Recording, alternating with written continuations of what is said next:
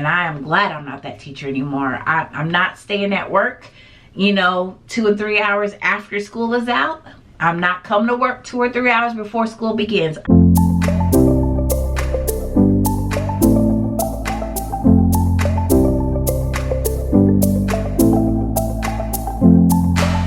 What's up, everybody? Hello, it's your girl, Miss May, 1-5 teacher again.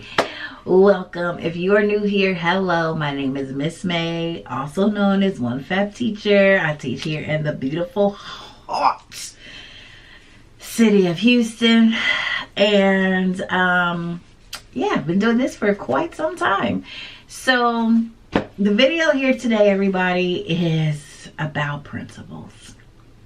And I needed to do this video because I've been doing some classroom management consultations and principals have been mentioned a little bit. So I thought, you know what, I think I need to do a video for my principals out there. Now, this video by any means is not here to bash principals. That is not my goal here. My goal here is to just kind of voice some concerns and like throw some suggestions out there for some principals. Now, I'm not gonna lie, I've worked with some pretty good principals. Have I always agreed with everything they've done? No. I mean, that's just human nature, whatever. But they have been pretty good. My current principal that I'm under now, fabulous.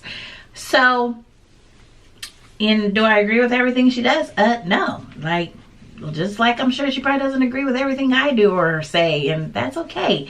You know, there's healthy disagreements and that's life. But it sounds like though we have some principals out there that are kind of just not understanding. So I don't know, maybe this video can help a principal out or two. I don't know. But principals, this video is for you. And this isn't, like I said, I'm not here to bash principals because y'all have a tough job just as well. So anyway, let's just talk about it. Let's talk about number one. Number one, okay? So a suggestion, and these are all suggestions. So suggestion number one, principals, have an open door policy. I cannot stress to you enough how important it is for you to make yourself available. And what I mean by that is, I mean, you know, if you're in your office, your door is open, which means I can just go in, teachers can go in and just say, hey, can I talk to you? Can I run this by you? You know, making your, instead of like being in your office and the door is always closed, you know, nobody can ever come and talk to you or, you know, suggest something. That's what I do love about my principal. Like, her door is always open, and we know if her door is closed, one, she's not there that day, or two, she's in a meeting of some sort, and don't be knocking on her door because you're not getting in. And so we respect that because her door is always open. Like, she's always, now she's not always in there, I have to say, because she's also out mingling in the classrooms and in the hallways, and you know, and that's good to see too. Like, our kids at our school, they know our principal. They know who she is. She makes herself very visual. And it's not one of those things where when you see your principal, it's like, oh, the big bad principal's coming. It's nothing like that. You know, we all have, well, I'll speak for myself, but I feel like everybody feels the same. But we have such a level of respect for her because she's one of those principals where do your job and there's no problem. Not doing your job, we're gonna have a problem. And she's just one of those ones, like, she has a high expectation and you need to meet that expectation, plain and simple. So my suggestion would be, make yourself available, because it's nice to see your principal coming into the classroom, not for an evaluation, not, you know, to tell you something, but just basically to just look and see what's going on and just be a nice face, you know, coming around just to say hello, you know, how's your day going? Like, and that's what my principal does. And I ain't gonna lie, sometimes she has a little treat too, like a little soda, water, chips, candy. You know, she will do that too. So I'm just saying, have an open door policy, make it comfortable to talk to you, like, and like my principal too, you know, and I'll get on to the next one, but like, I can text her and say, hey, can you come to my classroom? I really want to show you something. And she'll either say, I'll be there, or, you know, I can't at that time, can I do another time? Like, she's always, she replies You know, if I send her an email, like granted, there's things that sometimes she forgets, and that's life. We all forget, but overall, she's there, and she definitely has an open door policy for sure. All right, number 2, time. Yo, I cannot stress to principals enough how important our time as teachers really is. And what I mean by time, I mean like planning time, meeting time, like the unnecessary meetings. Like we're having meetings just to have a meeting. Like I don't see nothing wrong with if there's not a meeting to be had, if it's something that can be in an email, please send me an email, because coming to a meeting that is unnecessary can be so irritating when you have so much to do, like so annoying. So time is very crucial. I will say at my school, we have a meeting probably once a month on a Wednesday at 8 o'clock in the morning. So, well, no, about 7:45 in the morning. Is anybody upset about that?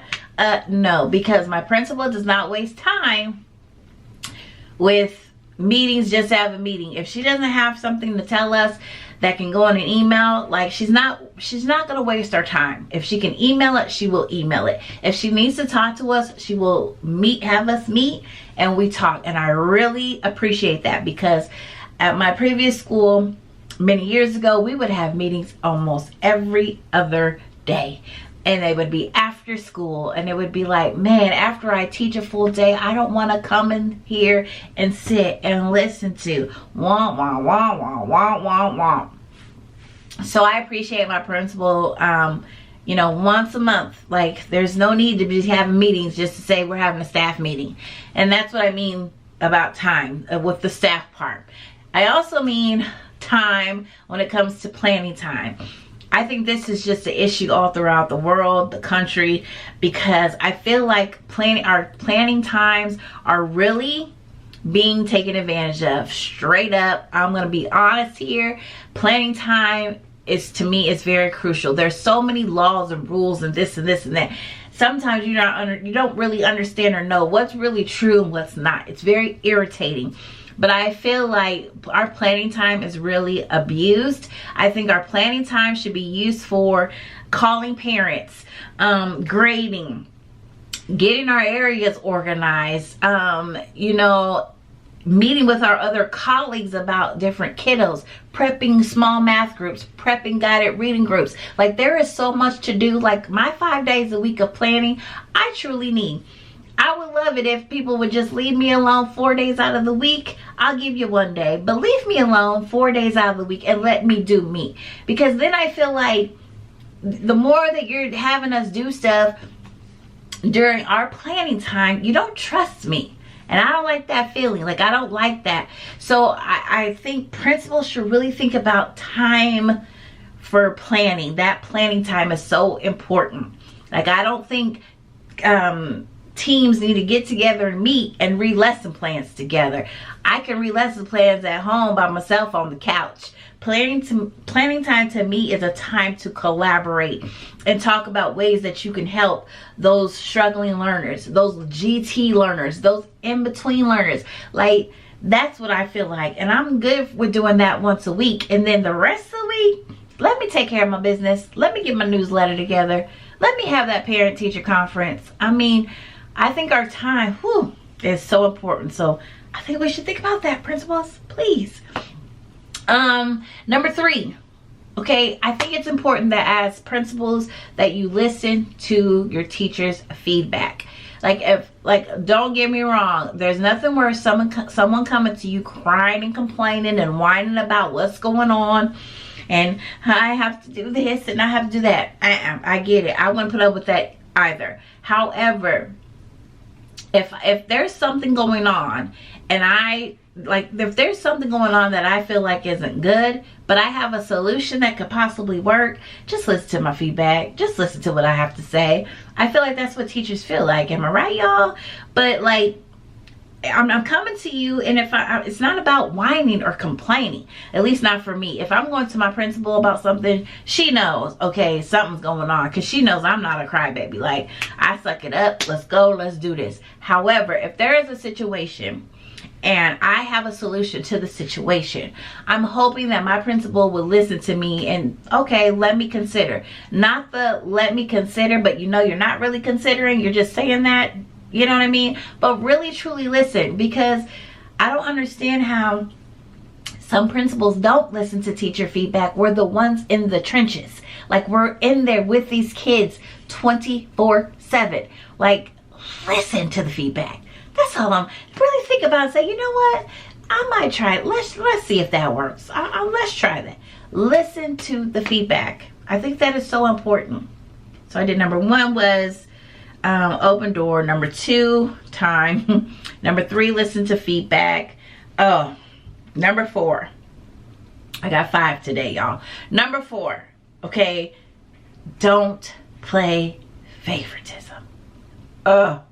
Now we know as teachers that playing favoritism in the classroom is not healthy and it is not successful. I never play favorites in my classroom. If I have a favorite, my students will not know who that favorite is. For all they know, all of them are my favorite. There's nothing worse than as an adult, as a person, just period, where you feel like there's favoritism going on. So as a principal, I think it's important, because I've heard this a lot where people will tell me my principal doesn't like me, but they like these people. Like, I was talking to a lady today, and it was heartbreaking. She was like, I don't think my principal likes me. My principal doesn't make me feel valued. You know, that's heartbreaking to hear. I mean, principals, you are the leaders of your school. You set the tone and the foundation of your school.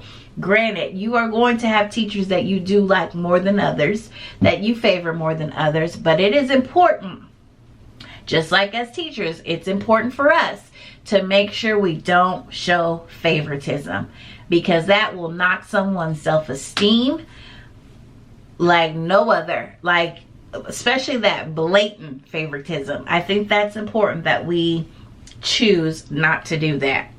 I just don't think that's very healthy for our school environment. So lastly, what was number 5? No, what was number 5? Oh, no. Hold up. Wait a minute. Number 5. Give grace. Listen to your teachers. Let them have a voice. Okay, I guess that's like 6, 7. But honestly, seriously, like, have grace for your teachers. Have some compassion, some understanding. Like, I know, you guys know me. I am one of the most compassionate teachers out there. And I make sure my kids feel like they are just rock stars. But we need it too. We need to have some grace. If I'm struggling, you know, a week or a day, let me struggle. Let me just say, okay, my teacher's not normally like that. I get it. Because if you're off, I'm going to give you grace. Like, you know what? She emailed me back. She didn't text me back. But you know what? It's all good. She might be going through it. I get it. However, it needs to be reciprocated. Like, I feel like I get when someone abuses the kindness and abuses the grace. Like, I understand that. But for the most part, teachers are so compassionate and loving towards their kids. Like, they need to feel that way too. So I highly suggest principals showing your teachers, your staff, grace, compassion, and understanding, and listening to their voice. I can't tell you how many times teachers tell me, I can't go talk to my principal. My principal won't understand. My principal will think I'm whining. My principal will think I'm just complaining. And that's what I mean by, like, if a teacher comes to you with a complaint but has a solution for this complaint, like, I think we know a lot that's going on, and we have plenty of ideas. Like, and I'm not saying always just do what the teacher says, but listen, make a teacher feel like they're being heard, not that pretend heard. You know what I mean? So that's what I wanted to share with y'all. I just wanted to pick up the camera today and just talk about that. Those are my 5 things, my little 5 suggestions for principals. And like I said, I'm not here to bash principals, but we all need work. I mean, let's be real. We all need work. We all need some suggestions here and there. And I think teachers are getting so burnt out and so frustrated. And I think there's certain things that principals can help. Like I said, have that open door policy, you know, with your teachers. Make yourself seen around the school in a positive light. You know, time. Really think about your teacher's time. Like, I'm one of those teachers now. I refuse to bring stuff home unless I truly have to. I'm not that teacher anymore, and I am glad I'm not that teacher anymore. I'm not staying at work, you know, 2 or 3 hours after school is out. I'm not coming to work 2 or 3 hours before school begins. I'm not that teacher anymore, and I'm not going to return to be that teacher. But if you would give us our time, it would make a world of a difference. So, you know, think about that time. You know, listen to teachers' feedback. You know, I get sometimes it sounds like complaining, but if a teacher has feedback, you know, and I mean, there's nothing wrong with taking a little bit of feedback. I mean, listening. I just think, you know. And then favoritism, that's a no-no, because I don't play that. I don't play that in my classroom. I'm not doing that to my students. So I can only imagine as an adult how people feel if they feel there's favoritism going on. And then again, give grace, have some understanding, like some compassion. Like, it means a lot. It really does. We're all human, you know. We're not robots. So anywho, guys, thank you for watching. I appreciate all the love, all the support, and as always, don't forget to always pray, because God will always make a way. See you in the next video. Bye.